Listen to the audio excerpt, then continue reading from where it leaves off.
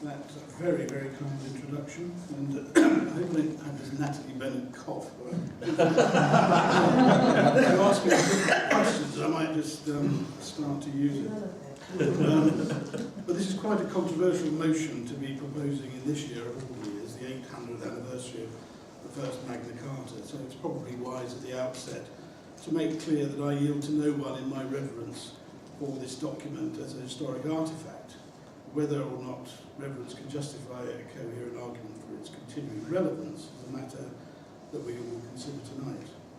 Now, I was recently fortunate enough to sit alongside the conservator Chris Woods, who's a conservator here at Lincoln, as he examined the Salisbury 1215 Magna Carta before it was sent to the British Library for the unification of the four originals. Another of this quartet, of course, is usually kept here in Lincoln. When I visited the cathedral here a few years ago, the Magna Carta, with the Charter of the Forest, a much forgotten document, which is actually almost as even more influential on the development of common law, was then being kept in the castle's old prison. My wife and I were the only two people in there at the time. There was no queue. I suspect that most visitors were unaware that it was even there. Yet when the same document was taken to the United States in 1939 for the New York World's Fair, okay, a captive audience, but nonetheless an estimated 14 million people came to see it. And he got stuck in America for the duration of the war and was kept in Fort Knox. And this veneration of the Americans for Magna Carta stems from its influence on the founding fathers, on the Declaration of Independence, and on the drafting of the Constitution. And it's no coincidence that the memorial at Runnymede was paid for by the American Bar Association, and it was only established in the 50s. We never had any representation or any monument for it. But yet, funnily enough, Magna Carta was used by Washington and Jefferson and Adams and the other founding fathers in much the same way as it was used in the 13th century, as a means of expressing grievances with the monarch. They no more subscribed to the apparent liberties with which we today associate Magna Carta than the English barons did 800 years ago. After all, they owned slaves. It's no coincidence that Magna Carta's rights apply only to free men. And from the outset, indeed, Magna Carta's relevance, beyond providing a temporary settlement to the civil war between John and the barons, has been questionable. And this is confirmed by the one work I always consult whenever I'm researching English history.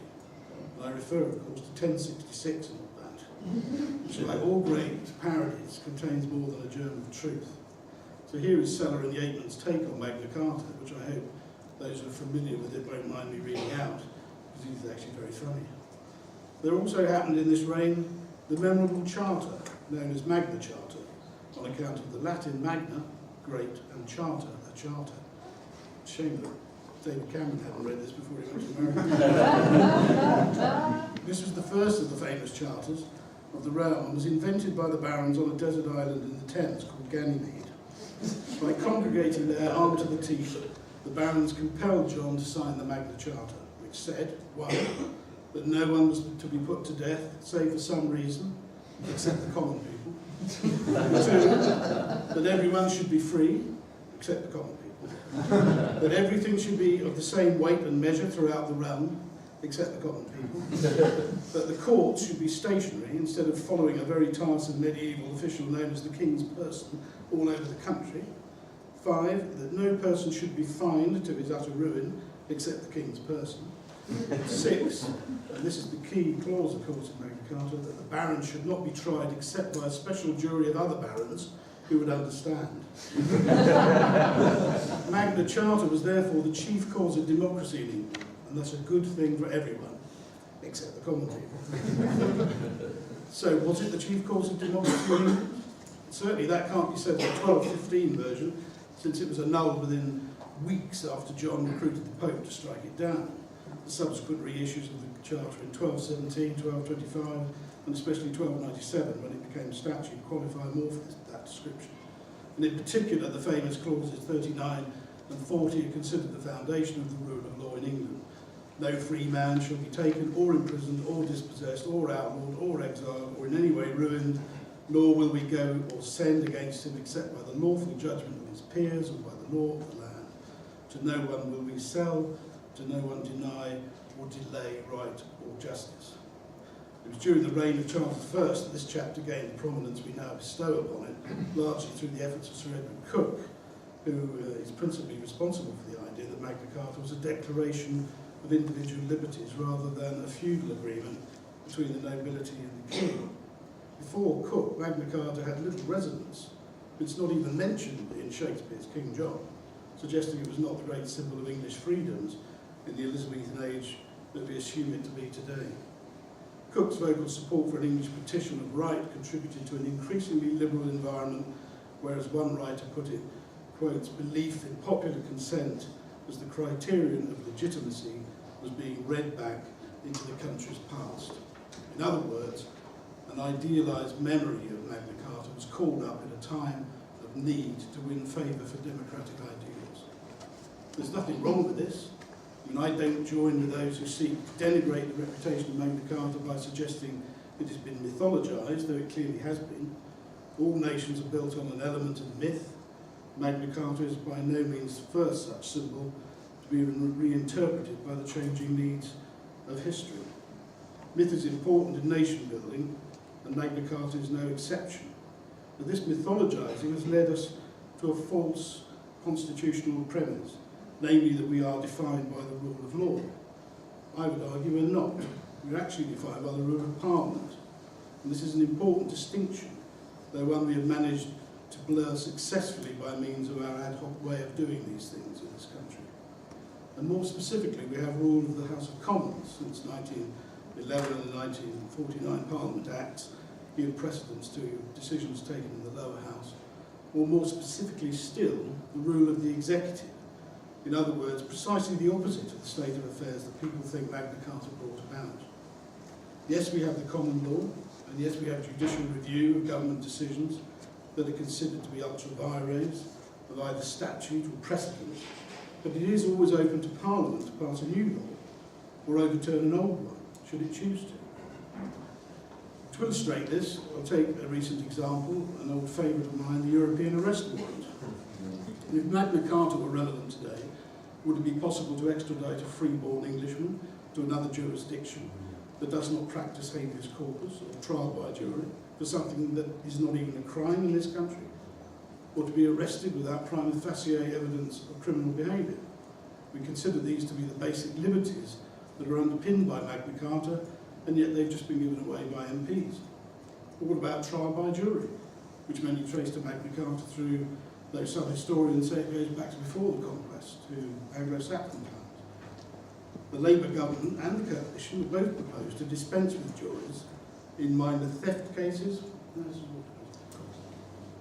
assaults, burglaries, some drug offences, criminal damage cases, and some driving cases.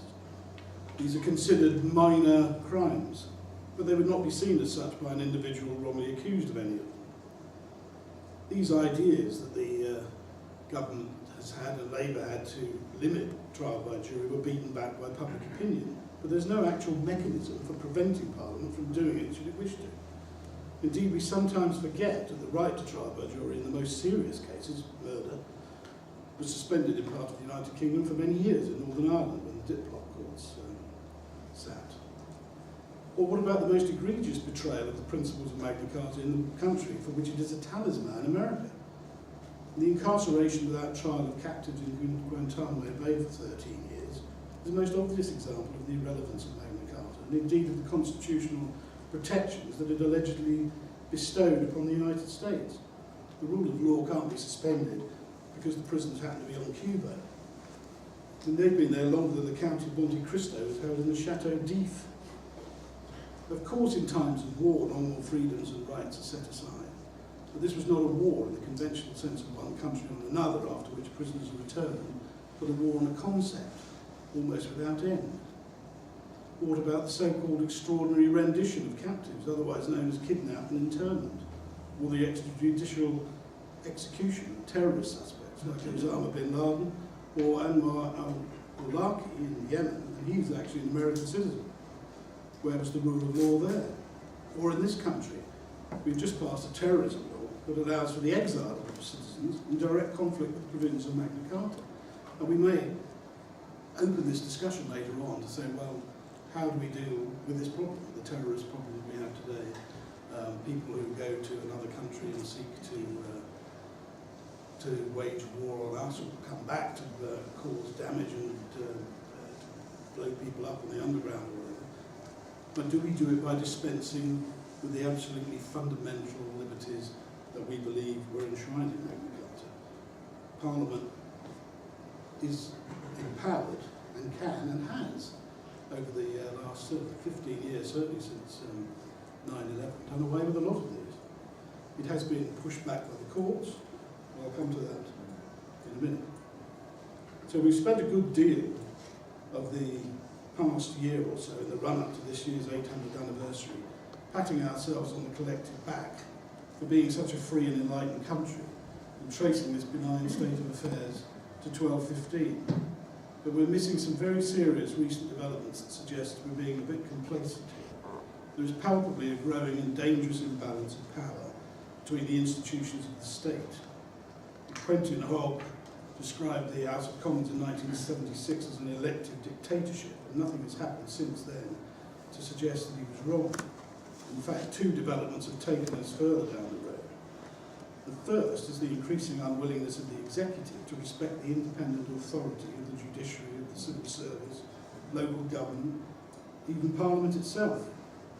But once upon a time, these institutions collaborated in a belief that they all operated under the rule of law and subscribed to the idea of immutable constitutional truths. But especially since 1997, and I do trace a lot of this to the Labour government and the huge majority that Tony Blair had in the House of Commons, and their very cavalier treatment of the Constitution. These began to be challenged by an executive with huge power to undo the old settlement, devolution, the mess that's been, reforms of the Lord Chancellor's Office and the creation of the Ministry of Justice, the attempt to roll back judicial review, the encroachment of supranational bodies like the EU and the ECHR on English law and liberty. Arguably, since 1973, we have no longer been a sovereign state, or rather we've handed our sovereignty over, in part, to another institution, and therefore the so-called extant Magna Carta protections, which incidentally are not actually recognised by our courts, at least not as living instruments, rather than as symbolic ones, no longer apply. They are indeed, in that sense, irrelevant, and have been more so since the Treaty of Lisbon gave the European Commission power to promulgate law in this country and ECJ powers to enforce it. I mean, those who don't follow these things as closely as I do, perhaps, but just as an aside here, the government promised that if there was a transfer of sovereignty, further transfer of sovereignty to Europe, there would be a referendum. This was a triple lock, they called it. When the Treaty of Lisbon was signed, it was agreed because criminal justice matters or justice and home affairs matters were outside the ambit of the European Union under the third pillar agreed at Maastricht, that we would have the option to opt back in or opt out of particular ones, as you know. So there's been this big argument about which ones we opt into, which ones we opt out of. And the government very cleverly constructed a case for saying that because there were 130 of these and we're only opting back into 32 of them, therefore we had regained the power over 100 of them. But of course we had the power over 100 of them in the first place. By giving away the 35, we no longer have the power, and that should have triggered the referendum. And some of us said this and wrote it and completely ignored it. I mean, the case for a referendum at that point was overwhelming, but nobody would listen. In fact, hardly any MPs, apart from Jacob Rees-Mogg and David Davis and the others, even made the point. But they've gone now. Once they, unless we actually leave the European Union, of course, which is a point that I will make later about, this doesn't conflict with my argument about the power of Parliament. Parliament gave away the powers under the 1972 European Communities Act. It can take it back. So it still has the sovereignty to do it. Sorry, could you keep your voice up? Sorry, yeah. I thought it was quite loud, but so we fail to appreciate, and some still do, that the constitutional upheaval brought about by the membership of the EU was the greatest in this country since the Glorious Revolution of 1688. For almost 300 years, the old constitution was self-contained and largely immune to outside influences. But when we joined the EC, all this changed. As Anthony King observed in his recent book, The British Constitution, not only did Parliament cease to be sovereign, Britain itself had ceased to be an old-fashioned sovereign state. The fact of being a member of the EU permeates almost the whole of the British government to a far greater extent than most Britons seem to realise. What is really at issue here is the question of sovereignty. The connection between those who vote and those who pass our laws, the very foundation of democracy, is breaking down. But this does not, as it might appear, conflict with what I have said about the rule of Parliament, because MPs have actually been accomplices in this process. It could repeal the European Communities Act and restore sovereignty. And if we have a referendum here in 2017, a big if, that may happen. What, therefore, is supposedly the greatest legacy of Magna Carta, that executive authority is not absolute, is no longer a given. Governments use the legitimacy of their election to undermine many of the rules and institutions which over the centuries have been developed to constrain their actions. If ministerial plans are obstructed by the courts, civil servants, the House of Lords, they just dismiss such resistance as politically illegitimate because these are not elected institutions. And you hear this much more today than you ever used to. Perhaps we should elect judges. To suggest such a move is often to provoke outrage that some American states elect judges. My favourite, in fact, was always Florida's Ellen Morphonius. I don't know if Florida actually elected judges, but she kept a toy electric chair in her chambers, along with a pet chip. And she gave 1,000-year sentences, so much so she was known as the time machine. When a defendant passed out after being sent down for 1,000 years, she coolly instructed next defendant, step forward, step over the body. Justice delayed is justice denied, as Magna Carta always put it. But I digress. This sense of legitimacy by election is in inverse proportion to the popular support the executive actually receives. Tony Blair considered the Labour Party, arrogantly, to be the political arm of the British people, as he called it. Yet he was elected for the third time in 2005 with 36% of the vote and a 62% turnout, the support of about 23% of the electorate. Where is the legitimacy there? And yet the executive today probably has greater power than King John had in 1215, largely unconstrained by the equivalence of the barons, i.e. Parliament, not least because, as Peter Mayer wrote in a fantastic book, Ruling the Void, following out of Western democracy, although the parties themselves remain, they become so disconnected from the wider society and pursue a form of competition that is so lacking in meaning that they no longer seem capable of sustaining democracy in its present form. Modern political parties were created to articulate the aspirations of the wider community, but have morphed into the means of governing the population on behalf of the state. Mayer argues that the transformation has rendered democracy as popularly conceived a practically meaningless concept. So how do we, therefore, control the developing powers of the state if Parliament is the only real counterweight but does not do its job properly, while the courts and other institutions are overridden or ignored? Actually, the one institution that remains a bulwark against further deterioration, and you might expect me to say this, of course, is a free press. And Parliament wanted to constrain newspapers after Leveson, and still would if it could. So I end by asking this question. If Magna Carta is a busted flush, do we need a written constitution or a new Bill of Rights to set out what we believe to be the liberties that are contained in it? Of course, many of the rules and common understandings that make up the nation's constitution are committed to paper, or vellum to be accurate. They're all kept in Victoria Tower at Westminster in the archive there. What we don't have is a codified version that we can readily consult for a precise interpretation of what we should and should not be doing. In the past, Conservatives have tended instinctively to resist the idea of a written codified constitution, preferring the mix of conventions and statute law that has evolved over hundreds of years to produce a system that works, if by no means perfectly. And it concerns me that as our freedoms are diminished, the clamour grows louder to claim that the flame of Magna Carta continues to burn brighter than ever. It's as though we think we can kid ourselves, or government would like to kid us that everything is fine, provided we can conjure up the great totem. This morning I spent a few minutes on Parliament's historic archive on Hansard. You can go right back to the 19th century now, to see how often Magna Carta was referred to in Parliament. I mean, in the 19th and most of the 20th century, hardly at all. It really took off in the late 1990s. I suspect because the Labour government was seen as a threat to liberties. It is invoked, in other words, almost as an apology. And the ignorance of the country of what it stands for was startling.